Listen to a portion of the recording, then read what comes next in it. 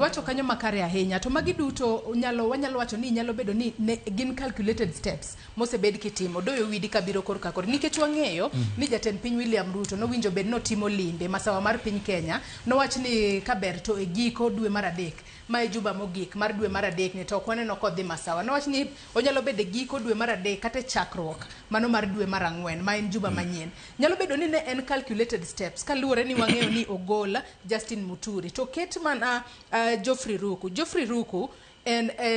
jaod bura mano mambere matinde ni koro kanyo bro bedo kadong nono to par ni Geoffrey Ruku bende ne en jakanyo mar DP duon bura mar Muturi to bende wuok mana thur gi Muturi nyalo bedo ni ne en calculated step moro mane jatend piny William Ruto ne temo timo ahinya to kinde makoro oikore ne limbe mare masawa mar piny Kenya odoyo widi. The calculation there I do agree with. Even the president's statement ni Justin Muturi was incompetent kane en attorney general mano bene calculated nikech ing'eyo Muturi ne dware mondo riembe no defend Gen Z no defend Gen Z's against abduction to president being the man I know he is he denied him that opportunity no tame gino ni mondo riembe kata wacho ni Muturi koro en ng'ama lich kabisa nikech no riembe no chungi jopiny president orite makoro odhi othuwe orite makoro en riembe ni no odwokore gi president e yo marach ing'e ni kisebedo jatelo kama koro president nitie no nyaka koro ibed ng'ama riek ne president ong'eye modiro ne gicha momwonyo odiro ne olowu momwonyo nikech sama ne president wacho no ong'eyo ni Muturi dhi duoko koseduoko titimo ne nang'o ing'e ni ng'ama koro dhi bedo minister ni gi Muturi ai constituency achiel kendo ge ai party achiel gimo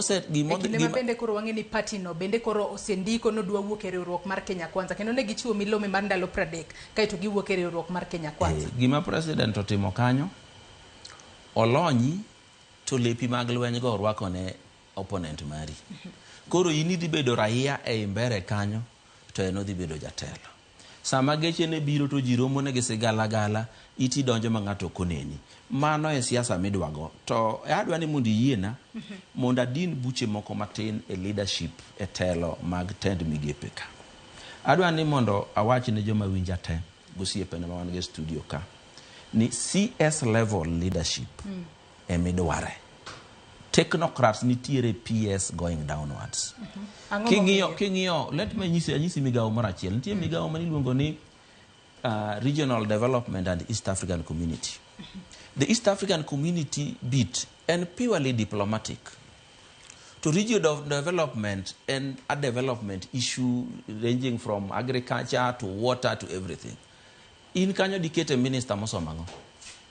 omiyo ndalo moro ne nitie Kenya ka ma minister mar health ne en an economist ne en ng'ama ni luongo ni Mwai Kibaki to kendo ema nobede ministry mar health no mang'eny molojite kendo ene mano kungo kelo gimi luongo ni universal health care mane ok thiedhe ji do ni Moi no duogo gole Kibaki mineno ni to ndalo moro be ministry mar finance ne nitiere a medical doctor mane luongo ni Dr. Koinange omiyo gimidwaro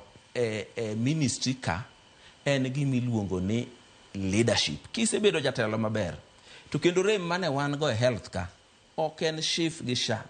en winjo mar jopiny gi mar jotelo na nyisi ni nitie jotelo mang'eny ma kipenjo pogruok e kind shif gi sha to gi kia kipenjo gi ni to shani oting'o gik moko adi midwa kony go jopiny to gi kia my information madwaro ng'ama nigi leadership skills acumen and charisma mondo odhi onyis jopiny ng'ama nigi delivery machalo mar japuonj mondo nyis jopiny ni ng'eyo gimomiyo ji mang'eny dhi e osiptal kadwaro thieth e bwo shif tok gi yudi en ni gikia ni shif chalo gi NHIF en contributory kichudo e kithiedhi to nitie miluongo ni primary health care mithiedhi e nono registration kende midwaro na nyisi ni nitiere counties moko 39 Kenya ka ma contribution madhi e shif ni deko ga gidwecha adek pile 39 to gin constituent gin counties 47 tiende ni jo mondike counties gi onge sasa ma ginyalo dhi hospital ma giyud thieth e bwo shif ka ok giyudo to giduogo koko to gikia ni kare county government gi ema ne okotero contribution magi gigi koler ne jopiny maler to ging'e kuma koth ochako gogigo, to ka ok wayudo ng'ama nyalo lero gigi to ok ing'e.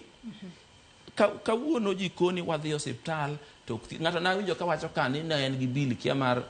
1,500 to chulne mana 350 kende. Ing'e ni kata mana NHIF nok chulga gigi te, ni chulo kitanda kende. Omiyo dwani mondo wawinjre gigi, mondo wang'e ni ang'o michulo, ang'o mok chul. Ng'at mane michulo gi ng'ama ne mok chul. Kata kamano warito neno ka Dan